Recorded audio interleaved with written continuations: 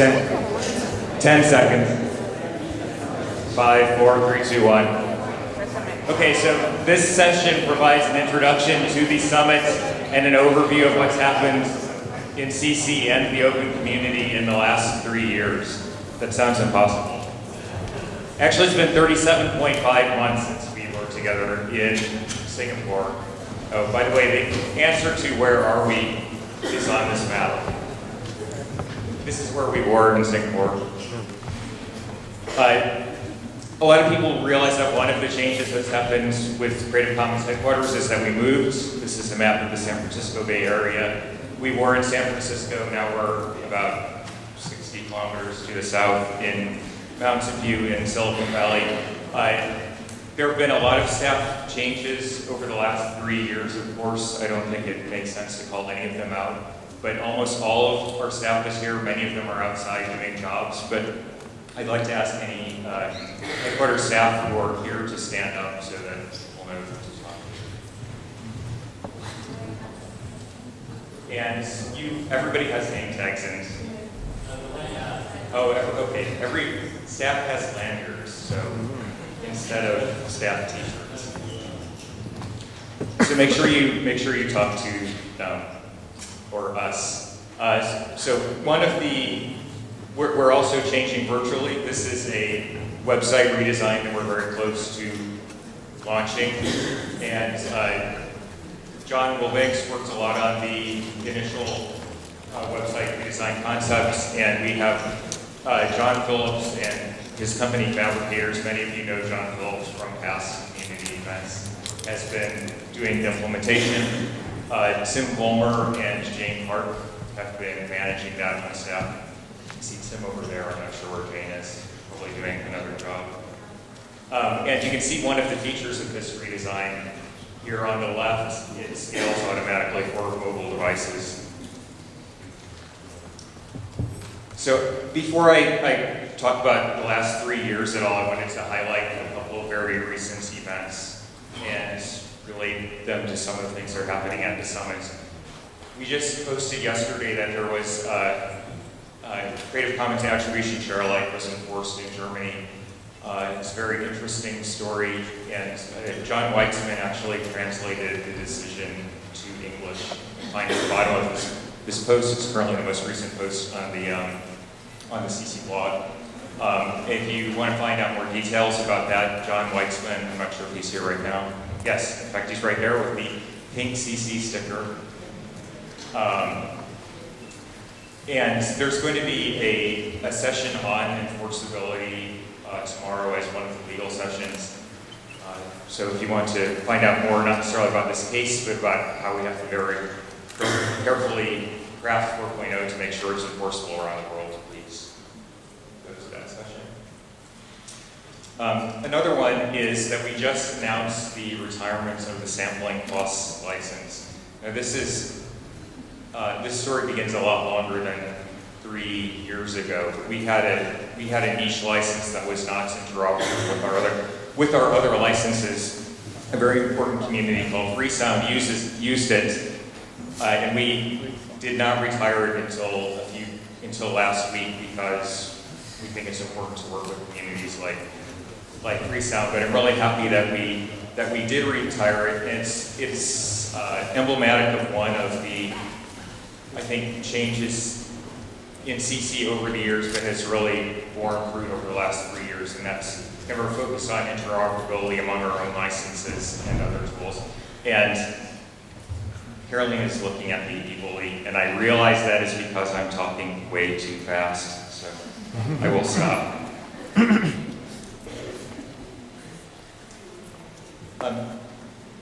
Kathy and Joey spoke about a lot of progress that Creative Commons has made, and I will talk about other progress. But I want us to keep in mind the milieu that we exist in, which is almost all not progress. And as an example of that, the European Union just decided to extend copyright retroactively for sound recordings 20 years, which somebody estimated it's going to cost the public $1 billion, but that's probably a massive underestimate of the overall harm that's going to be done. John Weitzman, again, was a co-author of this dossier on that term extension. And I point to that just because I think it's important to remember the environment that we operate in, and that while we can celebrate our successes, but the world is not necessarily moving in our direction, and that needs to be considered as we develop strategy and figure out how to move ahead. So one of the points of this talk was to talk about overall trends in the last 3 years of the open community, and that's a totally impossible task. And I know the free software world fairly well, so I pulled out 7 things that have been happening in the free software world over the last 7 years, and I want to talk very briefly about how some of them might inform the free culture and open access, et cetera, communities, because generally the free software community has been ahead of us. So one that you may not have known about is design.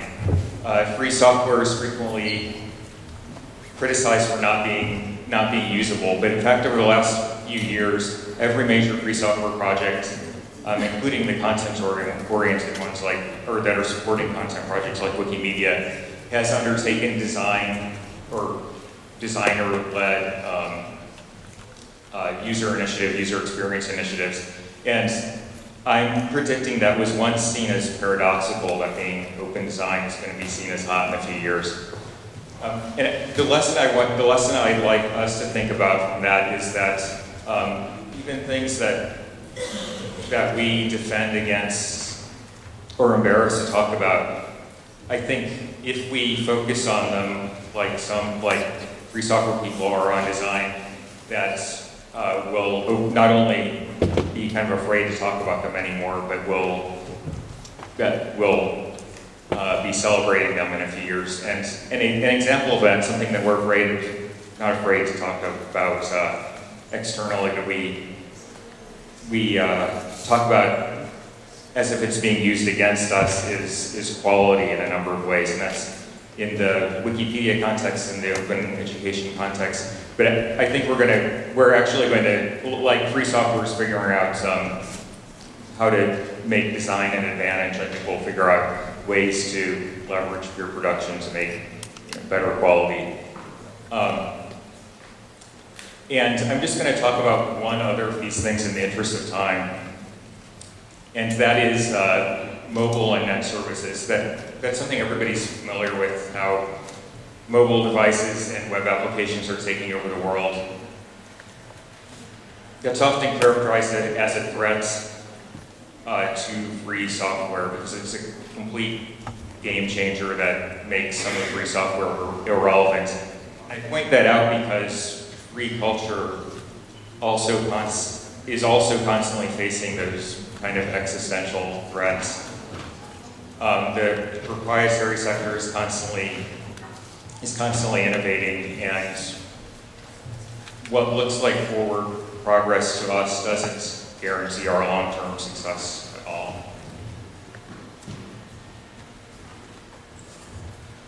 So now I'm going to talk briefly about 10 CC trends in the past 37.5 months. Again, very briefly. One is community. Affiliates have been mentioned again and again, and many of you are affiliates. I think we actually need to focus on expanding the community even more than that. Another is convergence across domains. We've been doing a lot in education and science, for example, for a long time, but we're finding more similarities than differences across those, and are learning how to leverage the same tools and messages. Data has been a big focus, and there's going to be a session on databases in 4.0 that I encourage you to go to tomorrow, and many of you have been educating on that over the last few years. Also on the convergence piece, I want to mention, of course, there are many sessions on public sector information, education, and science. In the short amount of time, I can't really say much about them, but you should go to all of them. Interoperability, I think, as with retiring the Sampling Plus license, we've kind of changed gradually from being primarily about giving choice to creating an interoperable commons.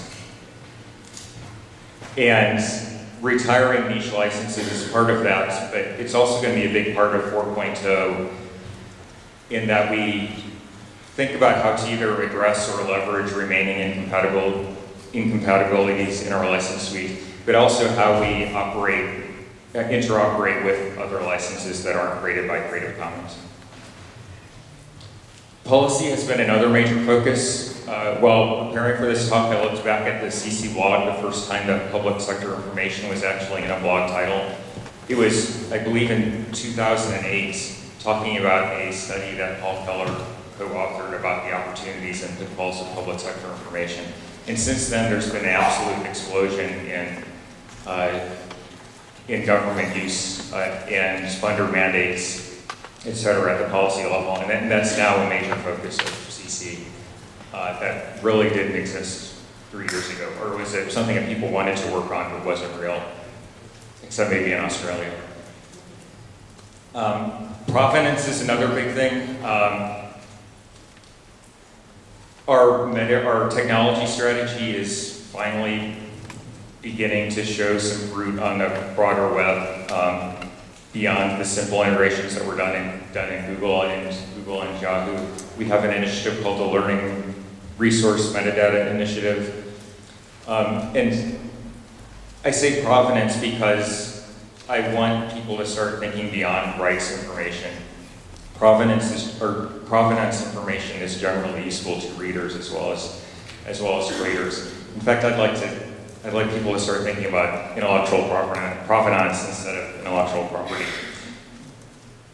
The public domain has been a major focus the last 3 years. In fact, we've rolled out 2 public domain tools, CC0 and Public Domain Mark. Diane Peters has really led the work on that. And that's my favorite thing that CC has done the past 3 years. Public sector information is redundant, I already talked about that. Stewardship is something very relevant to the 4.0 process. We've,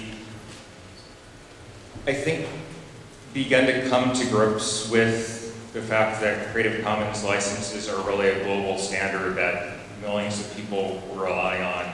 And we need to be extremely careful when we create new versions or when we do ports, which are effectively new licenses. And we, not just for our own licenses, but also when we think about interoperability with other licenses, we need to educate the potential creators of new licenses about all that stewardship entails. Because without good stewardship, the commons is going to fail, or rather, won't reach its potential. Finally, strategy. Kathy and Joey talked a lot about strategy. It's actually something that we've increasingly focused on over the last 3 years. If you go to wiki.creativecommons.org/strategy, you'll see some of our previous year's work.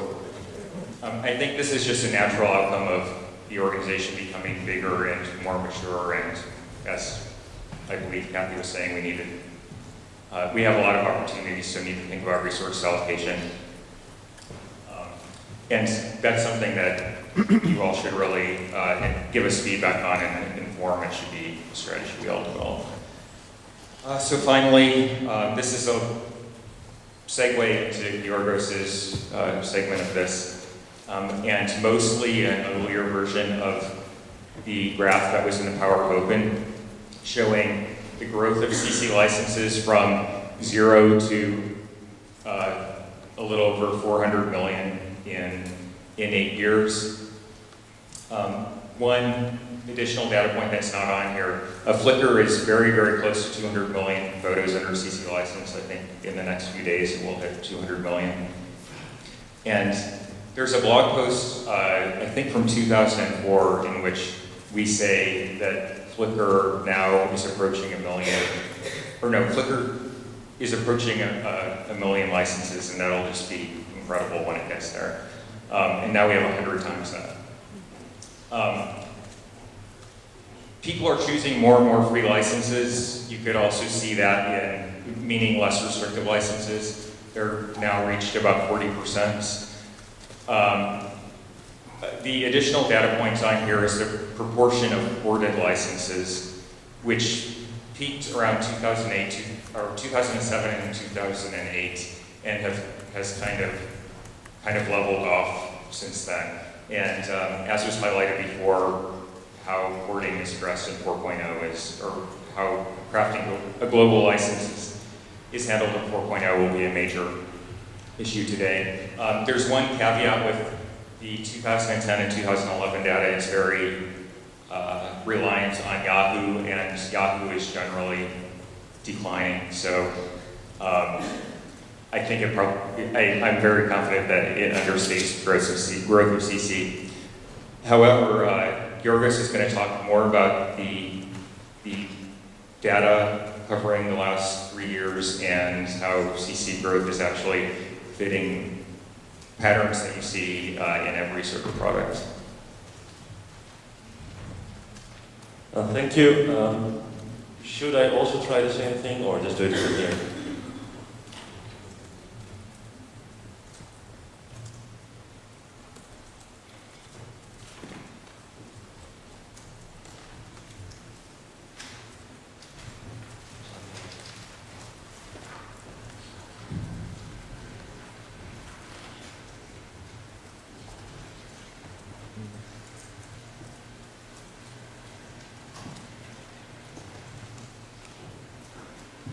Give me a second.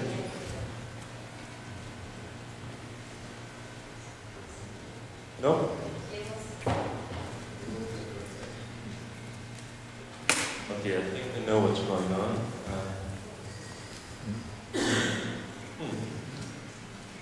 Maybe I don't.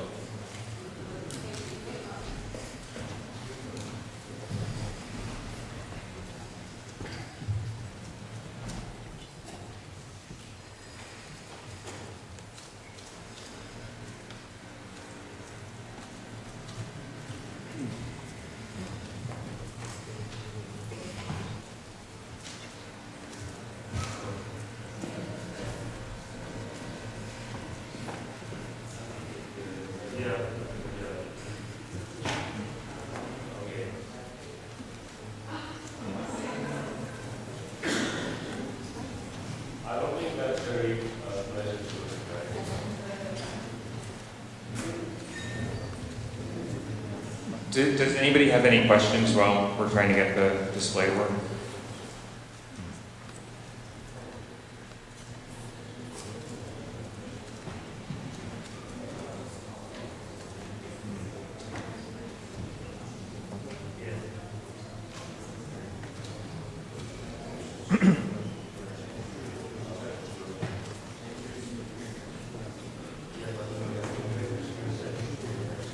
All right, so it's probably going to take a minute to get this up. So actually, why don't we do the logistics announcements at the end?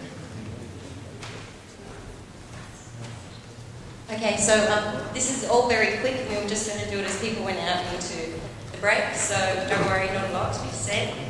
Mainly what I want to do is draw your attention to how the rest of the day is scheduled. I've already done that partly in my earlier talk.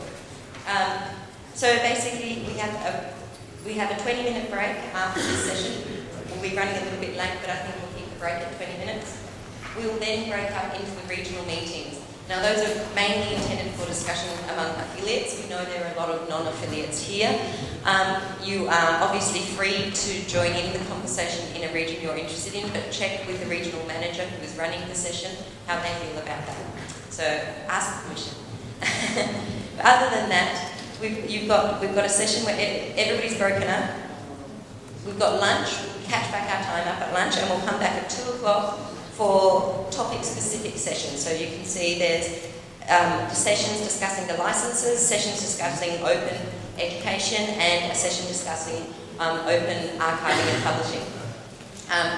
They are definitely very much open to everybody, so they should be of interest to anybody who is interested in those topics. Then the next part, then we have another 20-minute break and we come back for a staff board affiliate meeting. Now this is the only part of the entire conference that we're actually going to ask people who aren't formal affiliates or staff or board not to come to. You can understand why it is that we might we do need a bit of time to be able to talk to our board privately and ask them, all the hard questions that we're all wondering. So basically, if you are not an affiliate, the next session is optional for you. We break up from now on for the rest of the day. We'll never see everybody again for today. The next session is optional for you. The session after that is completely open to everybody, and if you're interested in subject matter. And then at 4:45, non-affiliates will be free to go and have a look at the beautiful old city and find some dinner and whatnot. Then we have a long break, and the evening functions for this evening are once again broken up into affiliate staff and boards, and then non-affiliates. We apologise again. We promise for the rest of the time everybody is welcome at all our events. It's just for tonight. Again, we wanted to have a real chance for the staff, board and affiliates to get down, to sit down and talk with each other. So there's dinner. Those who are coming to that should have the information. If you think you should be coming to that and don't have the information, please contact somebody with a blue lanyard and we'll point you in the right direction. For other people, however, we haven't left you with nothing to do. There is an excellent remix Makerism, Shareism Maker Lab exhibition on this evening. It's open to everybody. The details of the address are in the program. It starts at 9 p.m. And it will be showing the products of a lab that's been going on for the last 3 days, where creators and tech people and just anybody who's interested in anything have been coming together and trying to make collaborative works. So that will all be showcased tonight. So that's what to do. That's what you are welcome to do if you are not an affiliate, and if you are an affiliate, staff or board member, we have the dinner. And I think that's me for it. But Alan probably has a few. And a few logistics details with regard to the rooms in which the meetings will take place, the regional ones. I think they're listed in the hallway by the registration desks. The names of the rooms are on the door, but also when you walk in and you see the color of the wall, you'll know whether it's blue or raspberry, so you should be fine. There is a garden. The weather is changing all the time, but it's not that bad, so during the longer break, there's an entry through the blue room. There's a nice little garden where you can sit down and relax. With regard to the vicinity, if you want, first of all, we've marked a few places on the Google map that you have a link to on the summits page, but there's obviously a lot more around. One way to go is to turn left. When you leave the venue, enter the main, the so-called theater square where the National Theatre is, plenty of bars and restaurants around there. Or you can go right and hit the main, it's called the Krakowskie Przedmieście, it's a former royal route. It's very close to the old city. You go left, you hit the old city, you go right, you can just walk on, go to Nowy Świat Street, and there are plenty of places to go there as well. The last thing is our Wi-Fi connection. I know some of you had problems. It seems that especially Mac OS Lion doesn't know our network. So there is a solution. If you have personal Wi-Fi problems, please contact us. It should be working for most of you. And if you are once in a while dropping, this is due to the fact that we're all in one room. It will get a lot better once we're spread out across the venue. And I think that's it with regard to the very technical things. In general, if you have any sort of problems related to living in Warsaw, like how to get around, where to get tickets, where to get a drink, or where to buy gifts, souvenirs, books, or whatever, please contact one of our Polish staff and we'll be happy to help you.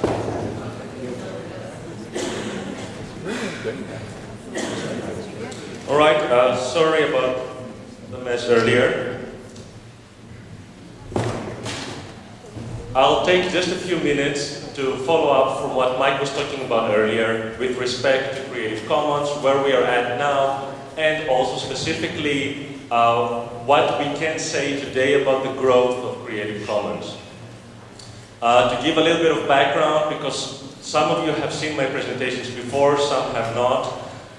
We've been doing this for a while now. I've presented similar findings in other Creative Commons summits and other related events, trying to assess the growth of Creative Commons around the world. I'm a professor in Singapore, but I'm also involved with Creative Commons at many different levels, so that's something I sort of like doing. It's related to my research, but I'm also interested in communicating these results to you and see whether it makes you think in some interesting ways.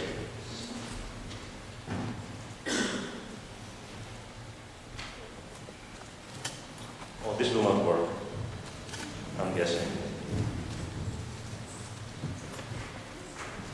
Most cumbersome presentation ever. You think so? Okay. My fault again.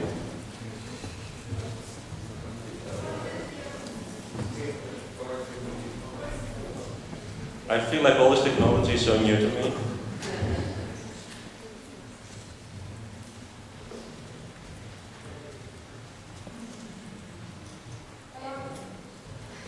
Which button did you press? Whichever one, okay. Alright, yeah, and this is different version, so I excuse the fonts and everything. So, like Kathy said earlier, the question, fundamental question here is how do we measure the success of Creative Commons? I think there's many ways we could measure it. One way we have been doing it, because it was relatively convenient, was by trying to see how many people are adopting Creative Commons licenses, where in the world they are doing that, perhaps how quickly they are doing that. Is there a strong and quick take-up of Creative Commons licenses around the world, or isn't there? And what kind of trends can we see? Now the problem is, just about anyone from individuals to institutions can start using Creative Commons around the world. We don't have one way of tracking that. There is no central repository for that. How do we track something that is evolving on the global World Wide Web? How can we measure it? The short answer is we don't. We cannot. It's beyond the means of most of us. Actually, pretty much as a society, we have sort of delegated that task to private enterprise. We have delegated that task to Yahoo, to Google, to Microsoft, and others. There have been some efforts to create open search engines and open indexes of the web, but to my knowledge, they haven't gone as far as we have hoped. That means we depend on third parties and third-party data to sort of get a feel for where people are using Creative Commons and how many perhaps are using Creative Commons. I have shown in the past sometimes country pictures, comparing different countries in different regions. I am not going to do that now. Whoever is interested, I think I have some more information on my laptop, but I'm going to show you some work that a student did under my supervision, looking at the total growth of Creative Commons. And again here, the intention is not to say there is currently 200 million, 400 million, maybe 500 million licenses, items licensed under Creative Commons. The intent is more to look at the pattern of growth. See whether it's growing exponentially, whether it's going down, or what else it is doing. Now this data, for those who are not familiar with this from previous presentations, is based on data from Yahoo. We have been looking at Google data and several other sources of data, and there is a whole lengthy process whereby this data is collected, compiled, and then put into graphs and so on for analysis. This represents the 6 major licenses of Creative Commons globally. That means this includes all the local jurisdiction versions and so on, except BySA. Why do I put BySA separately? Because I just wanted to show you how you can see also Wikipedia's adoption of BySA reflected on this data, since this was a major event. Now, the data is messy. This is raw data. There is some missing data here and there. There is some issues with it. Now you can see that you can sort of fit an exponential growth line. So the real data is the blue dots. Green is an attempt to fit a mathematical equation through that and say, okay, is it exponential? It should go like that, right?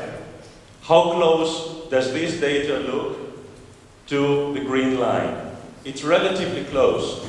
So we could say that Creative Commons seems to be growing exponentially, which means that the growth rate keeps increasing, which everybody would agree is a good thing.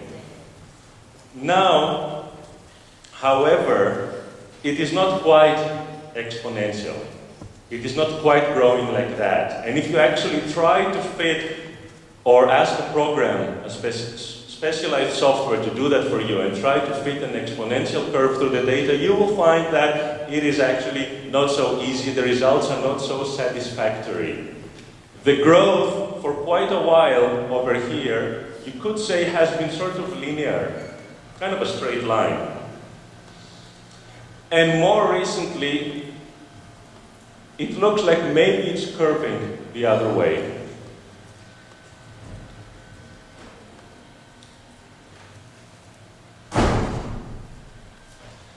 Now, this is the same data with a different curve fitting it.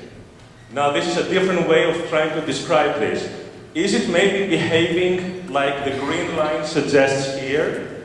Is this maybe the trend? A trend of accelerating growth, but then slowly decelerating growth. And you can see also visually, right, that this does seem to fit the data better. And also mathematically it can be calculated that it actually does fit the data much better. So it does look like we have a case of decelerating growth. Now there's many caveats attached to that. This is Yahoo data, primarily, entirely, this is entirely Yahoo data, and though we need to cross-validate that with whatever other data sources we have, we know that Yahoo has been through some troubles, which have intensified lately, and it is possible that those have influenced the search operations as well. There have been many announcements about their search operations and how they will be supported by Microsoft and so on. But we can see that relatively early, actually even before, the latest data is from early 2011, early this year. Even before that, there are some signs of slowdown. Let me continue for a second. Now this is BySA, aggregated, all the BySA licenses. Again, I don't want you to pay so much attention to the y-axis because we use different ways of estimating the total volume, which is not reflected here. And also because this was done by a Vietnamese student, and apparently there are special words in Vietnamese, I think also in Chinese, for not only thousands and millions, but also for 10,000, 100,000, and so on. And so she made a mistake actually. She's made the scale, you have to multiply everything by 10,000. Which I always find difficult to wrap my head around, but she finds it natural. I want you to focus more on the patterns of growth and their change. So what you notice here in the case of BySA is that really around, sorry, I'm moving around a lot, around the time of the adoption of Creative Commons as a licensing model by Wikipedia, we see a very steep growth of BySA. And it's really exactly around the time when Wikipedia started implementing Creative Commons. So we can actually capture some of that on the data. Some of it we know we cannot anyway, and that's a longer discussion, which we can have in a different panel, the research panel, that is planned for tomorrow. But again, if you try to ambitiously, like everybody does on the internet, try to fit an exponential curve over everything, you will see that it doesn't quite fit the data well.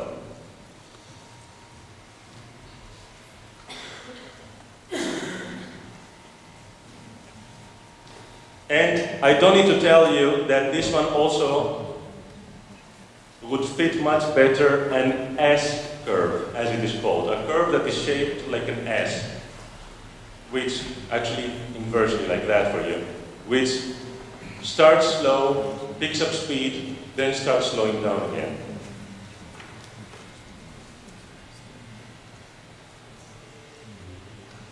Now this is the grand total, so to say, but for the 6 major licenses again. So this does not include other types of licenses like public domain dedication. It would not include CC0. It wouldn't include all sorts of other licenses. This is the 6 major ones.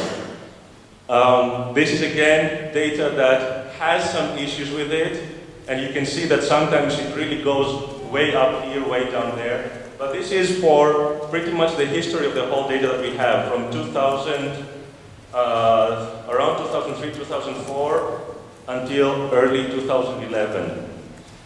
And the student who was working with me tried to fit all sorts of different growth models through this. Means different mathematical equations which can be used to predict the growth of plants, the growth of populations, the growth of product adoption, the growth of ideas, pretty much anything you can think of, right? And this is the best fitting model that we could find, which as closely as possible fits the data. It is actually it's the same model that some other researchers found fits also the growth of Wikipedia. Maybe by coincidence. But similarly to Wikipedia, what this suggests, I don't know if you know about Wikipedia, but it has been slowing down the growth of Wikipedia. This also suggests a slowdown in the adoption of Creative Commons. Now, this is interesting if you think about it, because this data can be influenced by Yahoo's misfortunes, we do not know. And we could be wrong in many ways. It is the nature of looking at a time series that it could surprise you. Like when looking at the stock market, and you expect that now it's falling, suddenly it starts increasing again. And then you're like, oh, we were wrong, maybe actually the market's going up again. But what if we assume that Creative Commons growth, at least in these 6 major license groups, is actually decreasing the growth? That is not surprising. If you are familiar or have even just heard about any kind of mention of adoption of products, any product from your favorite gadgets to any other product, there is a typical adoption curve where people will start knowing about the product, then it will start to pick up sales, then at some point enough people will know about it, it will really boom. And then after a while, most people who care about it have bought it. And maybe some are still undecisive about whether they should buy it or not, but at some point, the sales saturate. So if you for a moment think about Creative Commons as a product, it is natural that at some point we are going to reach some saturation, a slowdown, because it becomes mature. Okay. And most people who were likely to be early adopters have already adopted it. Now, if we assume that now as an exercise that we are close to reaching a saturation point, and I showed you some evidence that maybe we are, the question is how do we get then to the next growth curve? If you think about it in terms of marketing again, the next growth could mean the next products or services that Creative Commons should offer, which it is maybe currently not offering, or the markets which it is currently not targeting and hasn't managed to open up as well as it could. Where should the focus be in order to continue or create a new cycle of growth? And also, should we be measuring success in growth numbers alone and what are other metrics of success and impact. Because just people adopting the licenses is not necessarily the best measure to begin with. So, these are my parting thoughts, and if there's any questions, I'll be happy to take them later.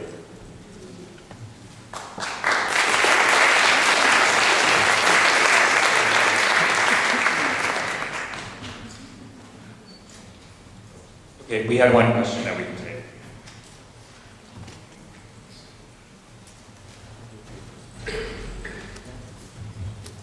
I'm interested if you're measuring the number of domains which were accepted.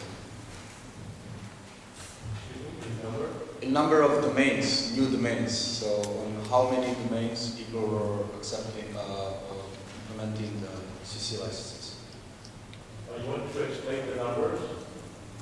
Maybe, yeah, of course. Yes, yes. Yes.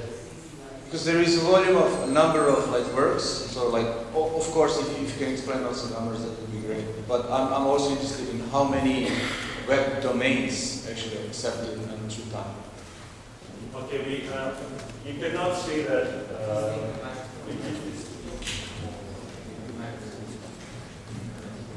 You cannot see that here. The question was about different domains and different networks, whether we can see actually this usage, whether it comes from different domains, as I understand it. We cannot see that in this data. I didn't explain so much how exactly this is constructed. I will say just very simply, this is basically us asking Yahoo how many pages link to the Creative Commons deeds page. The deed page, right? How many pages link to each one for every version, for every license, for every jurisdiction. So it's Yahoo's estimate of how many pages in its entire index link to those. Because usually when you link to a deed page, you link that to indicate that something is licensed under that license. And that gives us an approximation, gives us something we can work with. But it's fairly maybe rudimentary in that way. Okay, one more question if we have one. Toma?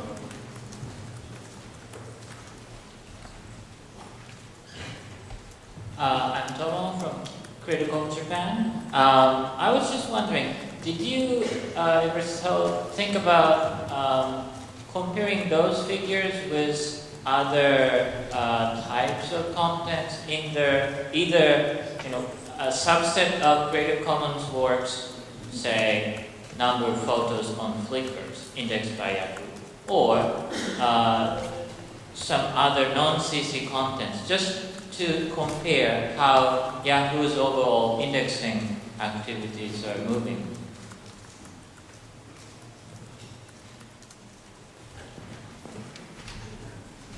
Okay, I try to make this quick. So, with respect to Yahoo,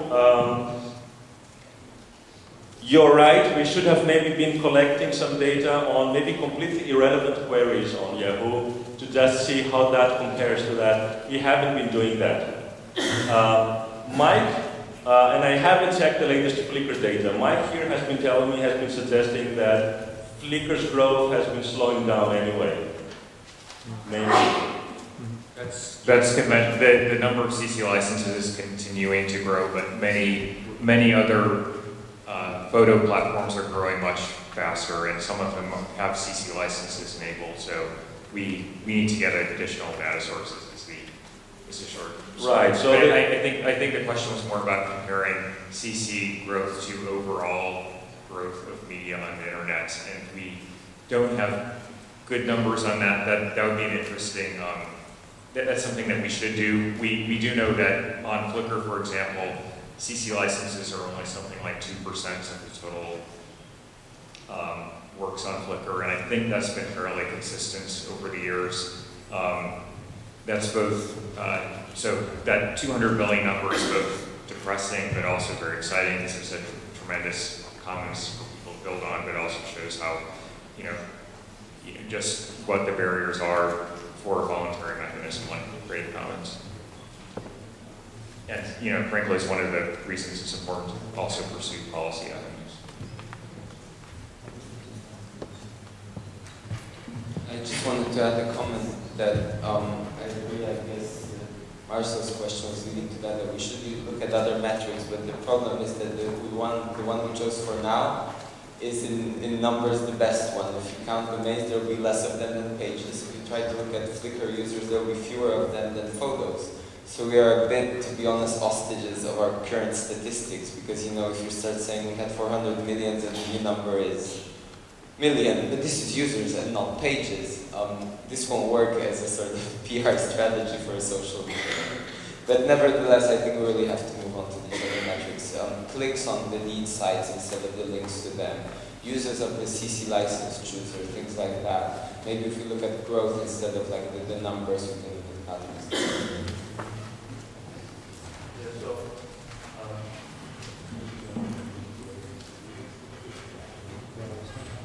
Yeah, so I agree that it's not conclusive, and this is exactly the kind of data that we want to look at, you know, to try to get a better picture. And we're already doing some of that. It will never be clear, and we will never be entirely sure whether we are reaching some sort of saturation point or not. But why I think this is interesting, and why I think there is some value in this, is that, okay, the data may be suggesting that no data is perfect, but we know from experience and from work that is done in many different disciplines, in marketing, but also in other disciplines, that every growth reaches a saturation point. And if we are at such a point now, or coming closer to it, what would be the next 10 years, also like Kathy said, what would be the strategy there for growth? Can it be just the same as it has been? Or do we need to start thinking about a different role that a more mature Creative Commons needs to be playing? And that's not easy, and I don't think there's an easy answer to that. But I think we are probably at the stage where we should be thinking about that, and I think the data, for better or worse, supports this idea that we need to think about that.